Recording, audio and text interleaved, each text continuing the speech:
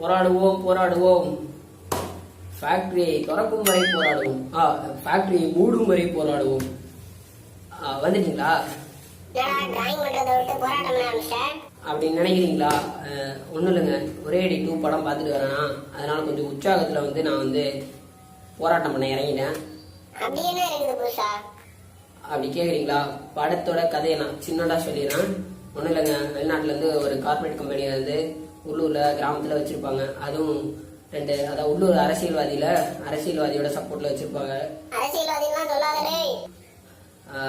கதை படக்கதை, அதனால சொல்லி தான் அவனு வேறு வழி இல்லை. இதில் வந்து ஆளுங்கட்சி எதிர்கட்சி 2 பேருமே ஒன்றா தான் இருப்பாங்க இந்த விஷயத்தில். இதுக்காண்டி ஓகே.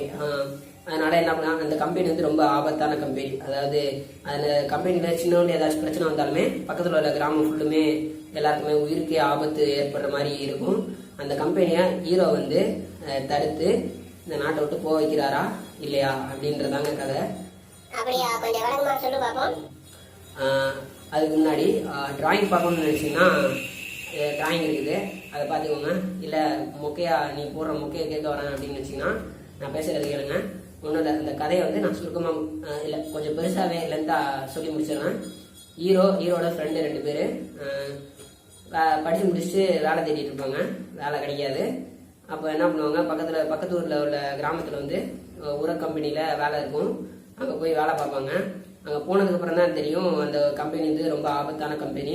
அதில் ஏதாவது சின்ன ஒரு பிரச்சனை வந்தாலுமே பக்கத்தில் இருக்க கிராமத்தில் உள்ள எல்லா மக்களுக்குமே வந்து உயிருக்கே ஆபத்தாக இருக்கிற மாதிரி அந்த மாதிரி ஒரு கம்பெனி.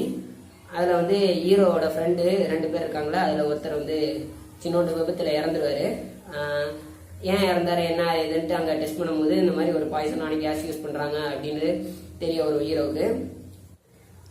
ஹீரோவுக்கு தெரிய வரும். அதை தடுக்கிறதுக்காண்டி ஹீரோ என்ன பண்ணுவார், அங்கே உள்ள மேனேஜர்லாம் சொல்லி பார்ப்பாரு. அங்கே உள்ள மேனேஜர்லாம் நாங்கள் வந்து சரி பண்ணுறோம் அப்படி இப்படின்ட்டு காரணத்தை சொல்லி பண்ண மாட்டானுங்க.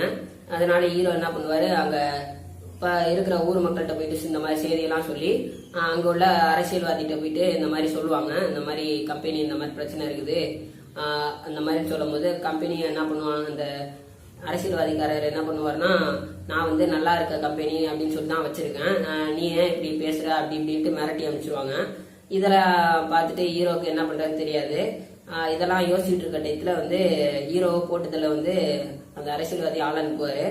அதே டயத்துல என்ன ஆகுனா, ஹீரோ வந்து ஹீரோயின் என்ட்ரியை சொல்லவே விட்டுட்டேன் நான். ஹீரோயின் வந்து அதே கம்பெனியில் ஒரு டாக்டராக இருப்பாங்க.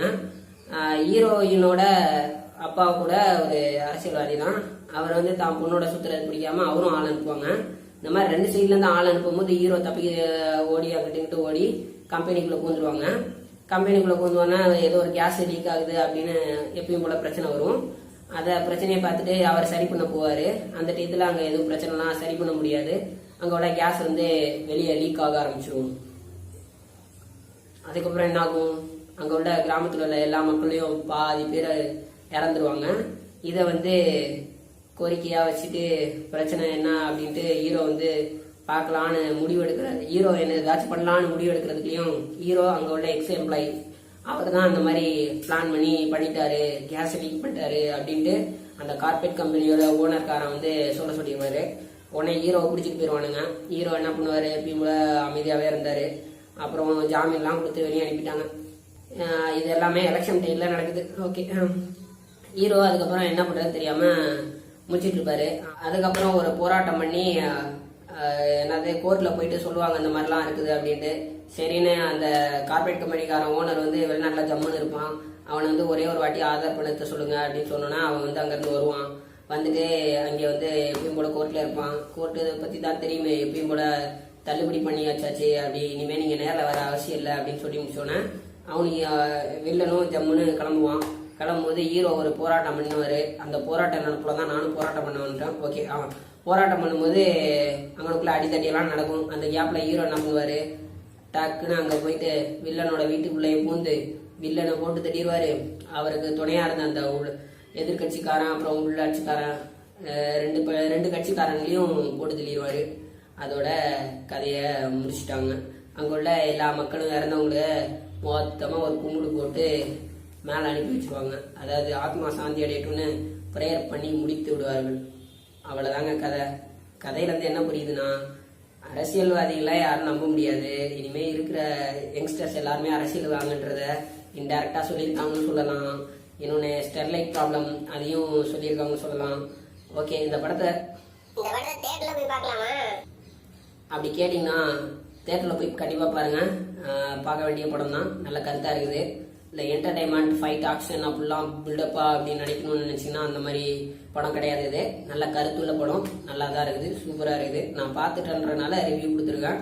என் ரிவ்யூ எப்படி இருந்துச்சுன்னு கீழே சொல்லுங்கள். ரொம்ப முக்க போனதுன்னா I am so sorry. Drawing கொஞ்சம் அப்படி இப்படின்னு தான் வந்துருக்குது, நான் அவசரமாக வரைஞ்சிருக்கிறதுனால. ஓகே, தேங்க்ஸ் ஃபார் வாட்சிங்.